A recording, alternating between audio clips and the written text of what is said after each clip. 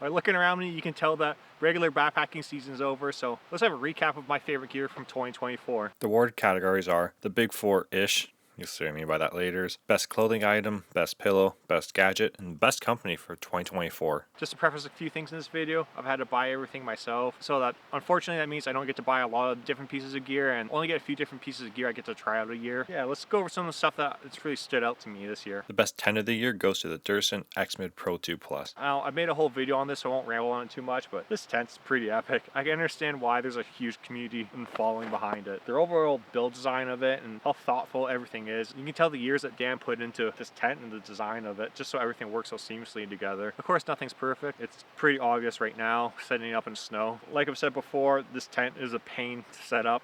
You need a lot of tension to be able to set it up tight.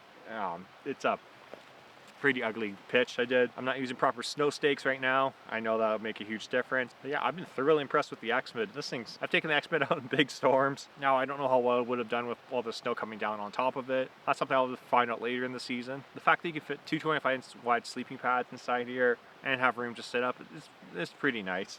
My favorite 10 of the year, X-Mid Pro 2 Plus. The best sleeping installation of the year, the Light & Equipment Revelation Apex. Next piece of gear that's been really impressive to me, actually surprised me a lot, is the Light & Equipment Revelation. Now, I have the Light & Equipment Enigma for a few years. That's a great quilt and all. I got over 300 nights with the Enigma, and I thought I'd just try out the Revelation just to see how it is. And I love the fact that it has a zipper here and it can open up. The fact you can just turn it into a blanket, and it just gives you a lot more versatility with the conditions that you can use it in. Also with this model, this is the one made of Apex, their synthetic material. And I was really impressed with how this stuff's handling.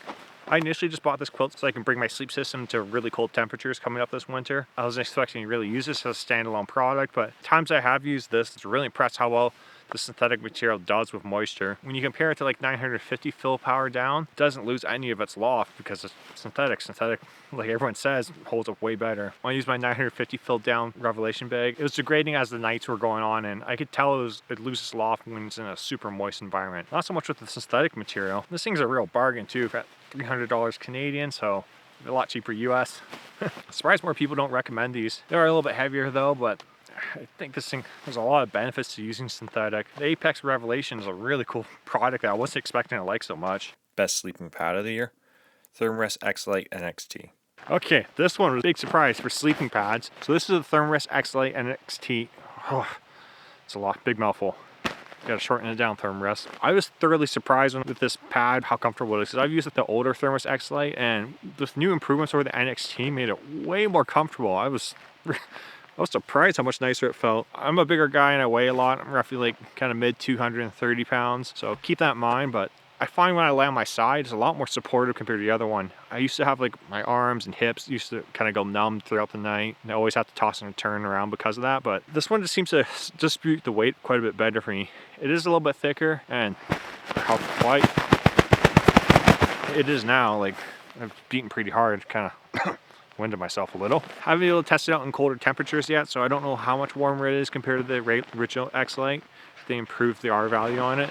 They say they did, but we'll see how much it actually had, and I'll have to give you guys an update on that. A little bit hesitant to take it out in colder temperatures when I have my X-Therm, or rather just bring that. It previously taken out my X-Lite in colder temperatures, and I got really cold throughout the night. Just the big surprise for this one is how comfortable it is. So, best sleeping pad for 2024 for me, Thermarest X-Lite NXT. You guys just gotta shorten your name a little bit. For best backpack of the year, well, there isn't one. I only bought one backpack this year, and I've mainly just used my Hyperlight bag, and that one backpack I bought is for next week's video. It didn't quite make the cut.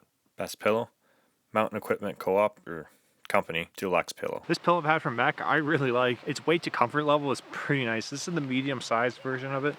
Now, what Mech did with this pillow is that they added a bunch of foam pellets on the inside of it to cushion it down and add like a nice cushioning layer, so your head's not just on a hard rubber bag like a lot of other backpacking pillows. So when I'm sleeping on it during the night, I find it quite nice. It's a little bit thicker compared to the Sea Summit Aeros or the Trekology's pillow. In the grand scheme of things, it's not a whole lot more weight too, just for a lot of added comfort. I want to try out one of the thicker versions that they have. They have a large and an extra large version. I think those things would be a nice Umbala I don't know what I'm saying. Those would be a really comfortable pillow, but I was thoroughly impressed with this. I heard someone talk about this in one of the comments about like a really comfy pillow, so I went and tried it, and it was really nice. A lot of people don't talk about Mech just because it's a Canadian company and it's not available for the majority of people outside of Canada. So there is cheap shipping though. I checked online just to see what it would be to ship down to Oregon and other places. I've been on the pillow hunt for a little while, and I've been happy I finally found this one, and it doesn't break the bank either. It was only like 40 bucks or something. Some of the other pillows I've seen are like up over $100 when you get to the really comfy ones. That's a bit too much. Best clothing item, MacPack Polartec Alpha Direct. Next piece of gear I'm not going to show you guys because it's too cold to take off my layers is this MacPack Polartec fleece. This is my first time ever using Polartec fleece, and Polartec fleece is pretty sweet. Now this kind of applies for all things, but I'll talk about my particular one from MacPack. Now it's extremely lightweight, super warm, dries quick, really breathable. Not the most durable though. If you catch it on Velcro, you're gonna see lots of strands coming off of it. I find it catches on Velcro a lot more so than like rocks and whatnot. Velcro is the bane of Polartec fleece from my experience. Particular one from MacPack, you can find it on a deal. I found mine for really cheap. I've talked about it in other videos, and some of the locals have let me know that that's not the usual pricing. I got mine for only $107 New Zealand, and the New Zealand dollar isn't very strong, so when you convert that to US dollars, it's like 60 bucks. That's really cheap for a Polartec fleece garment. Now it's normally around 170 New Zealand dollars, which is a lot more average, but you can find it on sale. Like I said, I just lucked out and found it for a really good price. It has a bit of an athletic fit to it, so I had to lose a little bit of weight before I was able to fit into mine. Bit tubby when I first got into New Zealand. One thing about Polartec fleece that really surprised me is how fast it dries. I was not expecting it to be quick drying as it is. When I wash it, I just throw it in my washing machine. I just take it out and I don't throw it in the dryer. It's dry within a couple hours, and like I live in a pretty humid area. Yeah, it's a great active layer too. When it's colder out and you move around, it's keeping you warm. I run really hot though, so I end up taking it off after a while. But if you want something that keeps you warm while it's wet, that's a great layer for it. If you're expecting just to go through wet conditions and you want to have a wet layer that keeps you warm, Polartec fleece is amazing for it. Favorite piece of clothing for 2024? MacPack Polartec fleece. Best gadget for 2024? This thermometer from Gove. This thing's around $16, and it's able to read the temperature and the humidity levels when you're out backpacking. This tiny little thing only weighs yay amount of grams listed on the screen. Logs all your information so you're able to backlog and check things, the temperatures throughout the night. It's something that's really nice to help level out your backpacking, really dial in your sleep system and your backpacking gear to figure out how things work. I got a 3 combo pack just so I can test different stuff because I kind of nerd out about that thing. I want to see how things are inside my tent, outside my tent, ground temperature. One thing about them though, when you do that, you want to make sure you label each device so you know which one's which. I just physically wrote down number 2 on this one, 1, 2, 3 for all my other ones, so I know which one's which when I go back and look at where they were and which one they actually are, because it can get a little confusing in the app. Just know, like, stay on top of that and name it yourself. And I put one of them on the roof rack of my car. It's surviving 70-mile-per-hour winds and rains for an extended period of time, but somehow it seems to hold up to all that. Now, that's definitely not recommended, but if you get a little wet, don't worry about it. It'll be fine. Be able to track the temperature for me is nice. Like, obviously, you can't really change the fact that you're stuck with the gear you have while you're out here, but if you realize you're a bit cold or whatever, then you see what the temperature is. You know, next time to bring a little bit more gear or add some layers. So it's good to have. I enjoyed bringing it with me. It helps for me to dial in all my gear. Bit of a different backpacking gear awards category,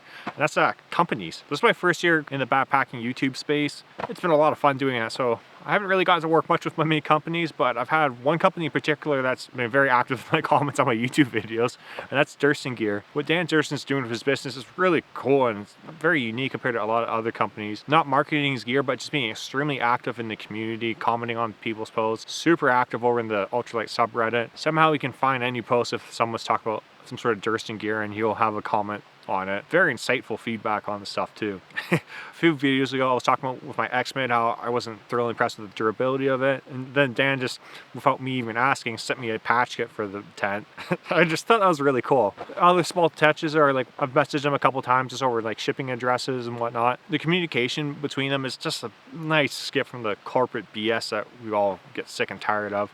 Just how they communicate, very nice and it feels very personal. It turns out Dan and his wife used to live in the same city that I live in, and I gotta mention that when I was bringing up the shipping addresses. Just the small things, you know, it just makes things, that personal touch on it. You realize you're actually talking to a real human. Thanks, Dan, for being awesome. On that note, it's time for me to get out of here. This is just a day hike, like I said. I had other plans, but life's busy. If you enjoyed my Backpacking Gears Award videos, make sure to subscribe because I have a bit of a different video where coming out next week, we're gonna do my backpacking dishonorable awards. There's some gear I've used this year that I've not been thrilled with, and one particular company that I was not happy with their customer service. So we'll talk about that in the next coming up video. Don't forget to give it a thumbs up and subscribe, and it'll be a good roundup of all the gear I've loved from this year. But if you want to see gear that's lasted me for multiple years, go check out this video up over here until I post my dishonorable mentions for next week. I'll see you over there. Happy trails.